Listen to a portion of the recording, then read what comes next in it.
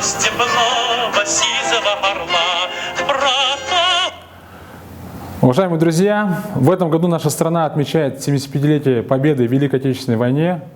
И наша задача, чтобы память о этой замечательной и главной победе нашей страны сохранилась в памяти многих поколений. И поэтому я поддерживаю акцию генерального директора НВК САХА Олега Маркова «Рингтон Победы». Цель акции очень простая. Нужно скачать песни военных лет и поставить на свой смартфон на входящий вызов. И мы хотим, чтобы в этом году, в этот замечательный год Победы, со всех телефонов страны звучала замечательная музыка военных лет.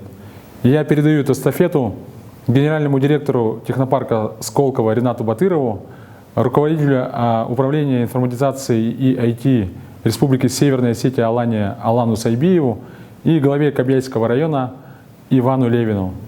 С победой!